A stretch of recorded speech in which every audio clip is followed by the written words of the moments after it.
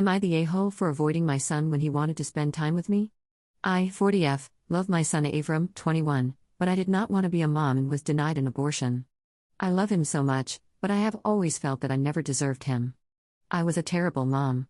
I know it was untreated depression, but that does not excuse anything.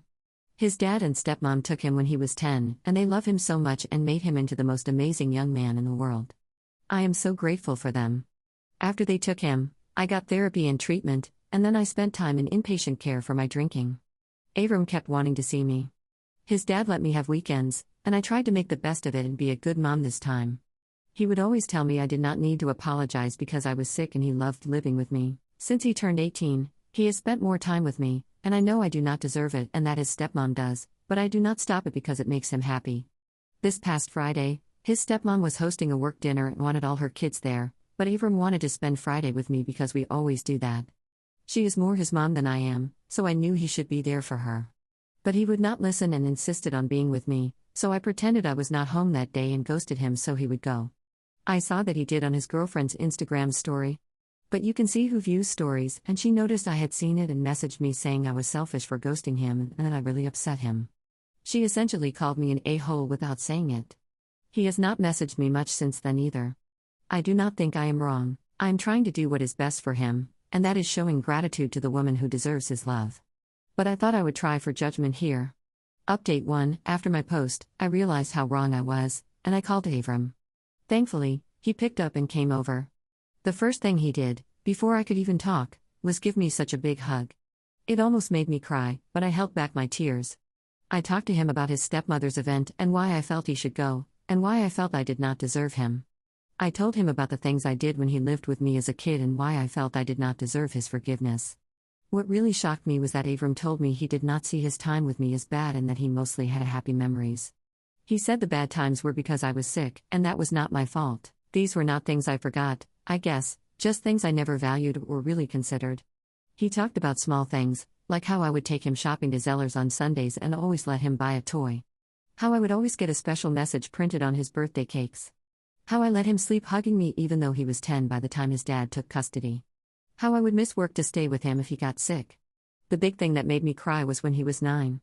Kids bullied him when they found out we are ethnically Jewish, and he cried so badly he left school before the Easter egg celebration. So I organized an Easter egg hunt just for him in the park. It was not just that. He told me so many things he valued that if I wrote them all here, I think I would break the word limit. It is so hard to hold on to the happy memories when I think about how terrible I was and how much I yelled, drank, or smoked. But if he can do it, then I can do it for him. And I have been trying. I have let him take full control of our relationship, and I think it has been for the best. I have been seeing him much more often. On Mother's Day, he and his girlfriend took me out to dinner and gave me so many boxes of chocolates. I have only been eating them when they come over so we can have them together. Even therapy has been going better since I convinced him to attend some sessions with me. I think he is understanding what I went through when I got pregnant, but also how much respect I have for his stepmother. Plus, his girlfriend has started going to the gym with me. I love my son so much. He is the best thing that ever happened to me. He is everything that was ever good about me, and thankfully he got none of what was bad. Maybe in another world, where I did not end up so damaged, I like to think I would have turned out just like him. He makes me so proud and so happy. I will try never to hurt him again and never be so selfish again. So thank you to everyone who convinced me to apologize, and to all the other mothers out there, please hug your sons tonight if you can, no matter how old they are. Update 2: I do not know if this is the right place to post, but I have read a few posts and I think it is.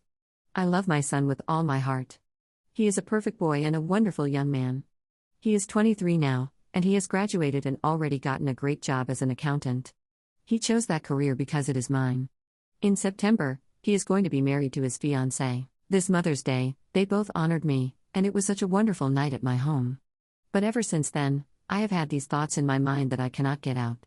I am 42 years old now, and I feel like my entire life has just been wasted, while my son is living the best possible version of it. When I got pregnant with my son, I was in a foreign country and got swept up in some stupid religious craze with a bunch of other teenagers. I was basically blocked from getting an abortion while I still could. At that time, I did not want kids and thought I never would. My life felt like hell after I had him. I was depressed. I drank. I smoked. I did drugs a few times. I spent hours in the gym because I stupidly thought I could get my body back, and I went to bars because I wanted to be flirted with like before. I had to give up custody to his father and go to inpatient treatment for my drinking. I have now been sober for 10 years.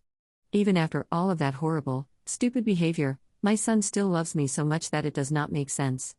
When I ask him why, he brings up all these good things that I can only dimly remember. And it makes me feel so guilty because if I could go back in time and get an abortion and never have him, I would do it in a heartbeat. He is the best thing that ever happened to me, and I would still do that. Since Mother's Day, I have been thinking. I never got the full college experience like he did because I had him.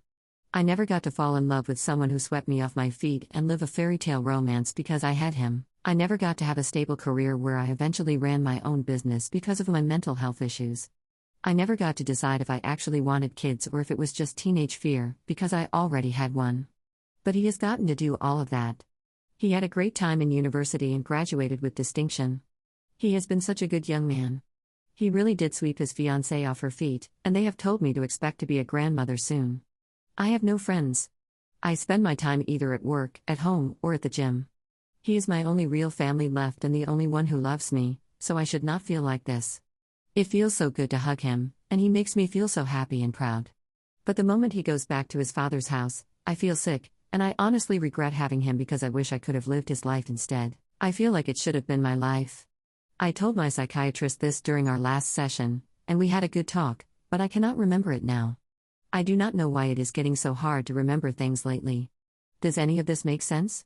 Am I wrong for feeling like this? A big comment by OP: I was not in a cult. My family was religious, and a bunch of us teenagers were easily manipulated by traditionalists. I do not know what we were thinking, getting swept up in their promises about our futures. I still got to go to school, get my degree, get a job, and date, but none of it was like I had dreamed it would be because I had my son. After I gave up custody of my son, I spent the first part in inpatient rehab for alcoholism, and the rest of that time is very hard to remember. I can recall specific moments, but nothing general. I know that is strange, but I do not know why I could not do anything I dreamed about then. I just do not remember that period well. And I know people say 42 is young, but it does not feel like it. I am older now. I cannot work out like I used to. Men barely flirt with me anymore. I never get asked out, and my career progression has stalled. People 10 years younger than me are higher up than I am. If my son has a baby after he gets married, I will be a grandmother soon. What feels older than that? Final update: I am almost 44 years old now, and I know I should not let things like this get to me because it is not like I have never been disappointed in life before. But this feels different, because I loved him so much. Almost 2 years ago, I met my boyfriend because he was on the catering staff for my son's wedding. He is 12 years younger than me, and when he approached me, he used some cheesy romantic comedy flirting and was genuinely surprised to learn I was the groom's mother. But he really charmed me, and for the first time, after we started dating, I truly fell in love with someone. We fit together so well. We both love the gym and would go together. Neither of us wants children. We love the same food. We share so many of the same little quirks. I have been sober for years, and he has never drunk alcohol or done drugs. His family loved me, and it felt like I had a mom again in his mother. My memories were clearing up, and my psychologist told me I was showing incredible improvement and that she was so happy for me. 2 weeks ago, we were even making plans to move in together, and we had talked about getting married in the future. But 2 days ago, my son and his wife told me I'm going to be a grandmother. My daughter-in-law gave me a sweater she knitted that said "First-time Grandma," and my son was so happy. I do not think I have ever been so happy in my life. I told my boyfriend, and he seemed happy too. But when we met for dinner yesterday, he was crying and told me he did not feel he could be a grandfather since he is not even 35, and that it was best if we broke up. He broke up with me while crying. He would not even be the grandfather. The baby would call him by his name or uncle or something. I have felt awful since then. I have been crying worse than I ever have, and I do not know how to face my son because I do not want him to see me like this. I do not want him or his wife to feel like they need to help me when I should be helping them. I feel so wrong about myself right now.